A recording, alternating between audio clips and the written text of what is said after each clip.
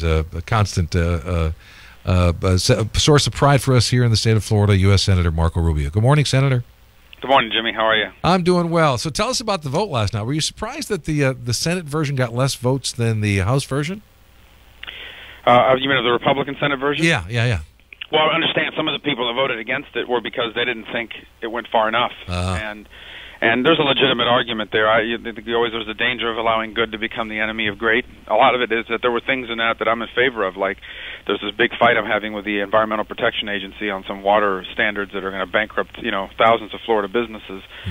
And there's something in the House bill that came over that stops that from happening. So that's, obviously one of the reasons I'd for it. But we have a handful of members that don't think it goes far enough. Look, that's just to put it in perspective. And I wish I could show you guys a graph. I can't do that on the radio, obviously. But we're talking, last month, the month of February, the federal government borrowed over $250 billion.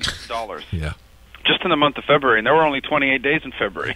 Right. So imagine if there had been 31 or 30. That's the most that has ever been borrowed in a single month in American history.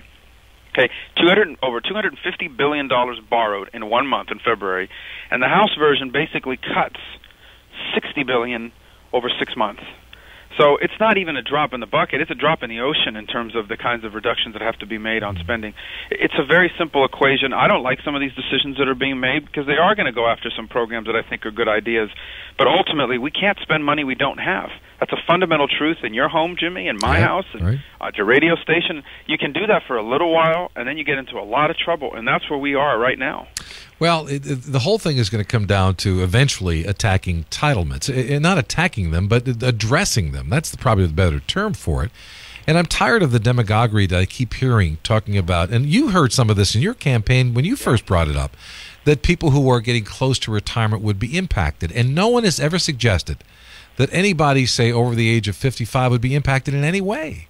Right. The thing about there are two things that have to happen. Number one is the economy has to grow and jobs have to be created. Jobs are a big solution to a lot of these problems because when people are working, they're buying things, the economy's moving, your tax revenues go up, and things look a lot better. So the first thing we need is economic growth and job creation, and we need, there's a lot of things standing in the way of that, not the least of which is regulations, high and complicated taxes, and the uncertainty about the debt. The second thing we need is, as you've said, all of this spending that we talk about cutting in these budgets that the House is sending over to the Senate and all of that, it's all discretionary spending. That's like 13 to 16% of your budget. Right. 70% of the problem is in Medicare, Medicaid, and Social Security. Those programs are going bankrupt. And I want to actually save those programs. I want those programs to exist. I want them to exist when I retire. Right. I want them to exist when my children retire.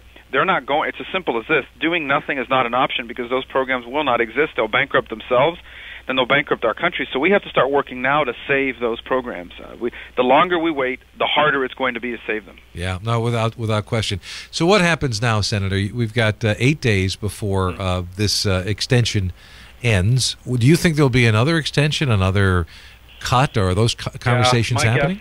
My guess is the House will pass another short-term extension, maybe another 2 to 4 weeks. They'll cut another $6 or $8 billion in that 2 to 4 to 6 week extension. It's a terrible way to run a government. But look, I'm not saying any of this is positive, but this is the first time in modern American history that they've been talking about cutting things in Washington. I mean, understand that in years past they were talking about reducing the increases in spending and calling it a cut. Right. This is the first time there's ever been a conversation about cuts, and that's a positive. Yeah. Now, the conversation is not a serious one yet. The Senate Democrat House, the bill they offered as an alternative to the House bill only cut $6 billion of spending. I mean, that's really what we're borrowing in one day. Right. I mean, by noon today, we will have borrowed half of that. So in order to fund the government, so it's not really a serious proposal. So and here's what's missing in all of this, and I don't mean to be overly partisan. The president is absolutely absent from this debate. He is nowhere to be found. He refuses to engage. This is a president that as a senator, as a candidate, and early on in his presidency, repeatedly said that he was going to make the tough choices, get involved, get engaged, deal with this pressing issue that faces our country. He's completely disengaged from this issue, and he assigned Joe Biden to negotiate it for him, and then sent Joe Biden to Russia. Yeah, no, it's unconscionable, Senator. And I'm glad you're there, and I know there's others like you who realize this is the most pressing need that America has today. It is the biggest concern of our generation.